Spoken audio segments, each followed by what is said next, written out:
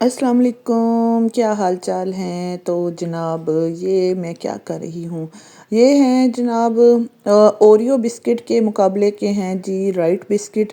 Oreo biscuit मेरे बच्चों ने कहा है कि उसका करना है उसको बैन करना है और वो नहीं खाने हैं। तो ये हैं जनाब राइट बिस्किट। और जो आपने बाज़ार से खाई होगी ओरियो कुकी मिनिया या इस तरह की जो आइसक्रीम आजकल बहुत ही आम हुई हुई है और बहुत ही बच्चों में हिट जा रही है, तो हम वही आइसक्रीम आज बना रहे हैं। और ये बिस्किट मैंने डाले हैं ब्रेड के शॉपर में, इनको किया चूरा चूर और अब उसको कर लिया है साइड पर। ये 3 पैकेट थे। और अब विपी व्हिप क्रीम है, विपी व्हिप क्रीम का मैंने बड़ा डब्बा मंगवा के रखा हुआ है और रखा भी फ्रीज़र में हुआ है। और छोटा जब हो तो उसको भी अगर आपने फ्रिज में रखा हुआ है उसको कुछ देर के लिए फ्रीज़र में रख लें। और इसमें से मैंने 1 कप क्रीम निकाली, उसको अच्छी तरह बीट किया, इतना बीट किया कि वो फ्लफ़ी हो गई है। और फिर उसके बाद मैंने ये जो बिस्किट हैं इसका चूरा इसके अंदर मिक्स कर लिया है। और अब इसके अंदर मैंने और कुछ भी नहीं डाला है, मतलब यही 2 इंग्रेडिएंट से हम एक ज़बरदस्त किस्म की आइसक्रीम बनाएंगे। मैं पहले ये रेसिपी शेयर करते हुए सोच रही थी कि क्या मैं सिर्फ 2 इंग्रेडिएंट से आइसक्रीम बना रही हूँ तो ये शेयर करनी चाहिए कि नहीं। तो फिर मैंने सोचा कि लाज़मी करनी चाहिए, क्योंकि ज़िंदगी आसान करने वाली जितनी भी चीज़ें हैं हमें सबको एक दूसरे के साथ लाज़मी शेयर करनी चाहिए। और वो इसलिए भी एक तो बहुत ही महंगाई है और फिर दूसरा कि आजकल गर्मी बहुत है, तो आपको चीज़ें निकालने में और उसको सेट करने में तो बहुत ज़्यादा टाइम लगता है।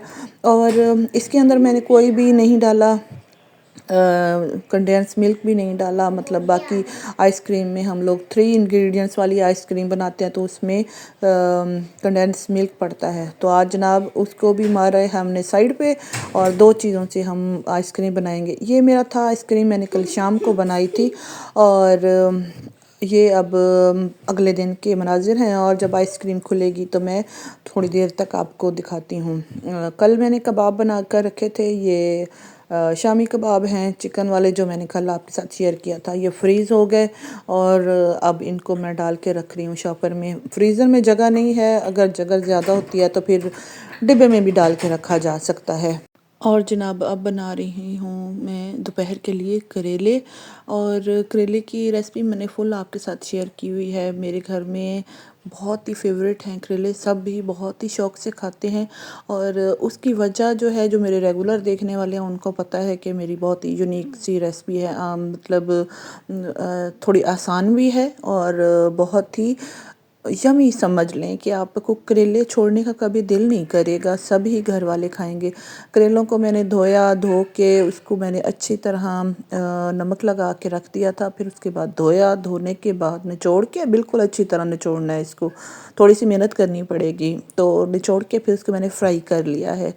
जब वो फ्राई हो जाते हैं, कड़कड़ की आवाज़ सी आने लगती है, तो फिर इसी के अंदर मैंने डाल दिया है प्याज। मतलब करेलों को ना निकालना नहीं है, करेलों के अंदर ही हमने डाल देना है प्याज। और जब प्याज हाफ डन हो जाएंगे फिर हम इसके अंदर डाल देंगे टमाटर और हरी मिर्चें काट के। और साथ ही इसके अंदर वो 4 मसालों की गेम डाल देंगे, कुछ देर ढक कर रख देंगे। और अभी एक ट्विस्ट करेलों के साथ बाकी है, लेकिन मेरे बच्चों ने कहा है कि मम्मा हमने अभी खाना खाने से पहले आइसक्रीम खानी है, वो जम चुकी है। और ये देखें, एक बच्चे ने ना यहाँ से ट्राई भी की हुई है कॉर्नर से। तो ये मुझे उम्र की हिचतानी लग रही थी, इसने मुझसे आके पूछा था कि आप क्या बना रही हैं। तो इसने ना रात को चेक किया है यहाँ से नुक्कड़ से आइसक्रीम। और आपको दिखाऊं, कैमरा मैंने बहुत ही करीब कर लिया और दिखाऊं, बहुत ही मज़ेदार, बहुत ही यमी आइसक्रीम। मुझे चॉकलेट वाली और इस तरह की ये आइसक्रीमें बिल्कुल पसंद नहीं है, लेकिन मैं अपनी बनाई हुई चेक तो लाजमी की है कि ये कैसी है। तो आपने ज़रूर ट्राई करनी है, ये बहुत ही मज़ेदार आइसक्रीम मेरे बच्चों को बहुत पसंद आई है। इंशाल्लाह आपके बच्चों को भी पसंद आएगी और आपके घर वालों, बाकी घर वालों को भी पसंद आएगी।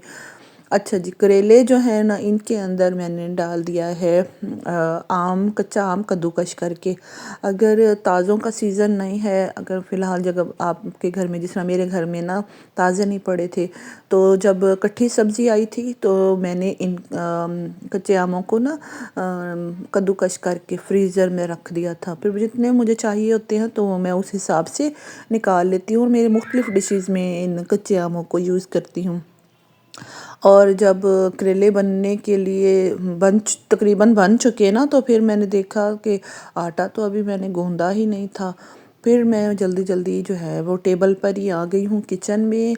इंतहा की गर्मी हो जाती होती है और जब आप कुछ कुकिंग भी कर रही हो ना, तो फिर तो मैं वहाँ पर आटा नहीं गूंदती हूँ। अब ना इधर ही आटा लेकर आ गई हूँ। और आटा भी आपको मैंने बताया हुआ है मैं कौन सी टिप इस्तेमाल करती हूँ। आटे को बिल्कुल ठंडे यख पानी से मैं गूंथती हूँ, तो आटा जो है ना ये 2 दिन या पूरा दिन भी अगर बहुत शदीद गर्मी हो तो ये नाश्ते तक हमारा निकल जाता है और इसमें कोई भी मतलब ख़मीरपन इसमें नहीं आता है। तो ठंडे जितने भी गर्मियों के जितने भी महीने हैं, अगर ठंडे यख पानी से आटा गूंदा जाए और आटा जब मैंने इकट्ठा किया उसके बाद मैं इसको कुछ देर के लिए ना, जिसको हम लोग कहते हैं कि लो के रख दिया, थोड़ी देर इसको सेट करने के लिए मैंने रख दिया था।